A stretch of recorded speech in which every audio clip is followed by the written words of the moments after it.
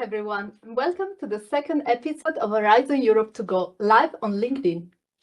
This is our new Euresearch coffee break format designed especially for researchers and institutions in Switzerland who want to stay on top of Horizon Europe, without spending hours decoding work programs.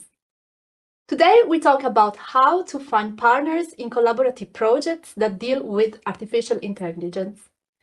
My name is Nicole Nantiat, and I will moderate the episode. And today I'm joined by colleague Tim, a national contact point for the digital dossier in Horizon Europe. So let's start. Where do we start with this partnering in AI projects? Thanks, Nicole. That's a great question. So you first start with a call that fits. That means you need to read the call text and the work program and find something that matches the work that you do. And map that to more or less 2 or 3 expected outcomes. And then the call really should explain or have a why now, why me. If it doesn't, you should move to the next call. Good. And then what is next? So after that, you need to build a hook. That means effectively you need to explain what you bring to and explain that to a coordinator and how that solves their problem. So this is especially important for artificial intelligence research, where typically we're very strong in research, but we may be lacking industrial deployments, pilot capacities, or specific industrial data sets. So really focus on the aspects that are scarce and lead with those. And specifically for artificial intelligence? Yeah, for artificial intelligence projects, there are a number of success factors which are beyond just the research itself. There's data, there's compute infrastructure, there's skills, there's use cases and pilots. So all of these are very important to the success of AI. So it's important that you identify one or two of those success factors and translate that into a role in the project that is easy for someone to place you in the project. And how do you network smart? Yeah, that's a good question. Based on my experience, there's a couple of different ways to approach that. One, we can always develop a target list of people or actors who are submitting proposals in your domain, coordinators, work package leaders. You can get warm intros through your network saying that you're doing what you're focusing on, you're looking to join that call. That's one way. The other way is to turn up to events where operators, so people doing the research, and builders are actually showing what they're currently working on and building, and then discuss with them about the problems that they're facing. That allows you to focus on real constraints and real assets that people have at that point in time. And what about coordinators? What do they want? Yeah, coordinators look for ownership, not just your logo. So they want someone who's going to turn up, deliver a piece of work, make the deliverables, and not melt down halfway through the project. So that's very important. And how do you pitch that to a coordinator? Yeah, you want to pitch a chunk of work that you know you can own and deliver, and bring some credibility that can show everyone that you've done that before, you have a good chance of succeeding. Mm-hmm. So credibility, nice word, but what counts for artificial intelligence projects? Yeah, in AI projects, there's a lot of feedback and learning loops, experimentation. So you want verifiable proof that you've done that before, either demonstrators, existing national projects, doesn't have to be Horizon Europe projects, but they help. You want publications, data sets, all of those, something that you can verify easily through a link and someone can see that you've demonstrated capability. And if you're new to Horizon Europe? Yeah, that's a good question.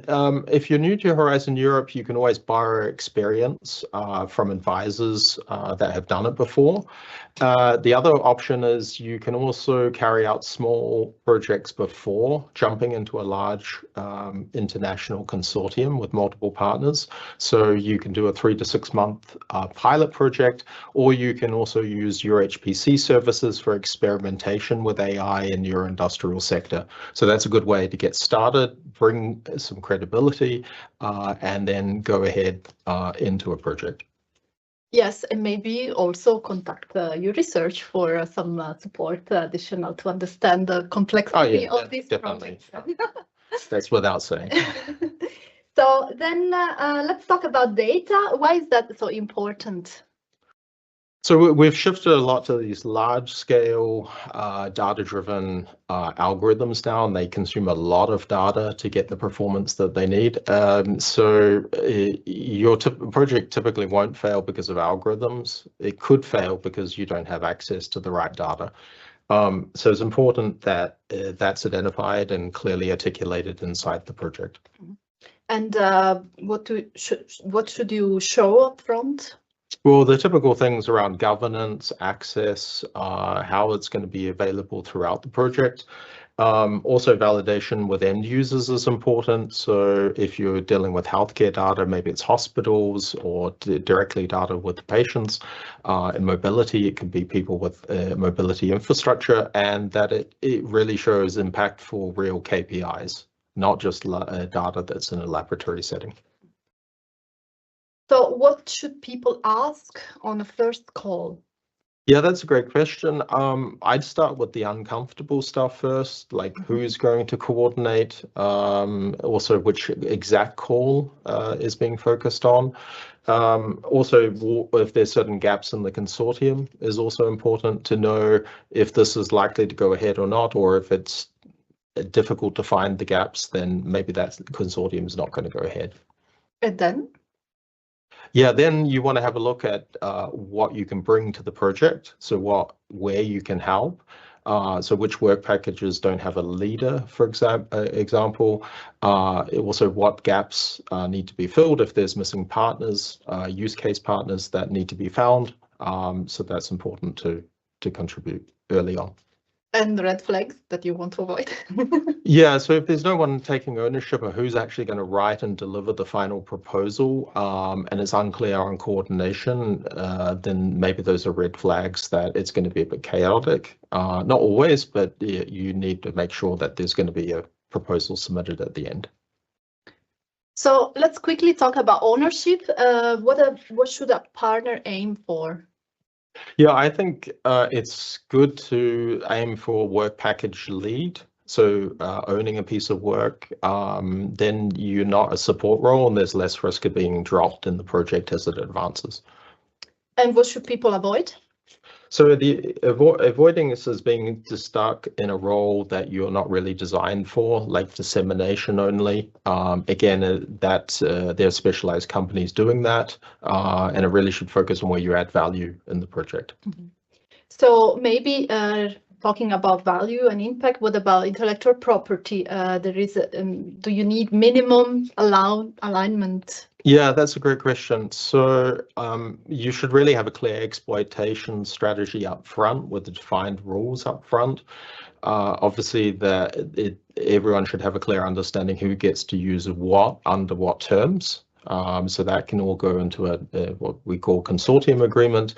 But the more you can define that up front, the easier it is for the duration of the project. And then maybe some specific warning for startups? Yeah, so we're going into a competitiveness phase where things get more competitive in the Horizon Europe program, specifically on artificial intelligence, protecting customers, and also roadmaps is important for startups. So you should make sure not only to protect your intellectual property, but also your customers and your plans as well. So that's important for startups to navigate. Cool. I'm quickly checking if anyone put any question here in the chat, but I don't see anything. So please also for the next episodes, don't be afraid to type in your questions. So then, Tim, thanks for being here today. One last statement, call to action for the people watching us today.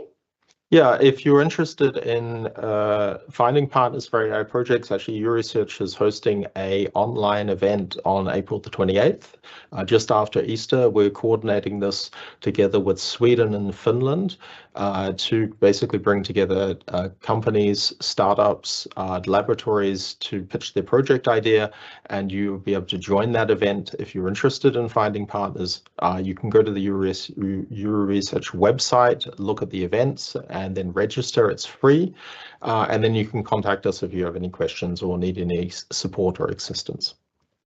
Thanks, Tim, for all these insights. If you're considering applying in any AI project, get in touch with us at Euresearch because we offer proposal checks, guidance on eligibility and funding conditions, and all practical advices to participate in Horizon Europe. So that's it for today. We see you again in 2 weeks' time at 12:15 to Horizon Europe to Go. Thanks a lot for watching and see you next time. Bye-bye.